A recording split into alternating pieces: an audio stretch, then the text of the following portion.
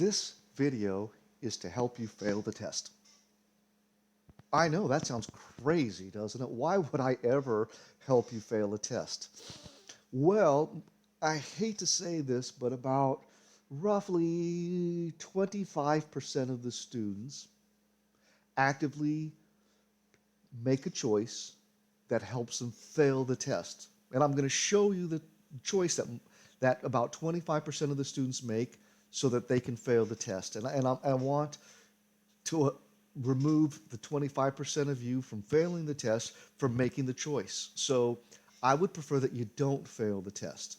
However, the reason why about 25% of the students fail the test is because they actively make a bad choice. So right now, you've had a practice lab. You've had a practice test. That practice test tells you right now, are you going to pass the test or not? So if your practice test is not over, really, in my opinion, 75%, then you have to study. And it told you what to study. And if it was like below 60, then that means you're about to fail the test coming up. So how can you choose to not fail? Well, first of all, a lot of students think that there's nothing due on Monday, Tuesday, and Wednesday. Well, that depends. Did that practice test say you're about to ace my test? Then you have nothing to do. If that practice test did not say that you're about to ace my test, then you do have something you need to do. It's called studying for the test. If you're not studying for the test, then you are actively choosing, risking failing this test. Especially if your practice test indicated it in any way, shape, or possible because the score is not passing. If your score is not passing on the practice test, and about 25% of the students have a score that's not passing on the practice test, and you're not taking this practice test here that's available until the day of the test. If you're not taking this over and over and over until it says you are passing, then you are actively choosing to fail the test. And that's the easiest way to fail my test in this class. So do not. And the second easiest way is if you're not doing this practice test over and over, and then you do it the first time on the first.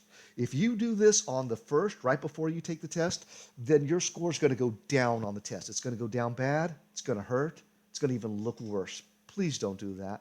Let me explain it real quick. If you play basketball, soccer, baseball, softball, volleyball, any sport ever, and you had a game at 2 o'clock this afternoon, would you start at 8 o'clock scrimmaging and practicing for hours and hours, relentlessly practicing really hard right before the game? And the answer is no. If your coach found out that you were doing a hard workout on the day of the game, they would kick you off the team. They would kick you off the team because you're guaranteed that the team is going to lose. Now, this is an individual sport, so you are allowed to do that. I can't kick you off the team for choosing to fail, but I can tell you, please don't choose to fail. But again, if I was your coach and this was a basketball game team, and I found out that you were doing a heavy scrimmage, a heavy workout, heavy practice to try to make up that you hadn't been practicing before the game, on the day of the game, I'd kick you off the team, I'd bench you, and I wouldn't let you play. Same thing is going to happen on test day. So on the first, you have a test. Before the first, you can take this practice test over and over. That's practice. Do your hard workout on Monday. Do your hard workout on Tuesday. Do a light workout on Wednesday. You may open a practice test to look on it Thursday, but if you're doing anything besides just taking a little extra peek and doing a very super, super, super light amount of studying on Thursday, you're about to find out why coaches would bench you. It's because you're going to cause yourself to fail the test. So I ask you not to do that.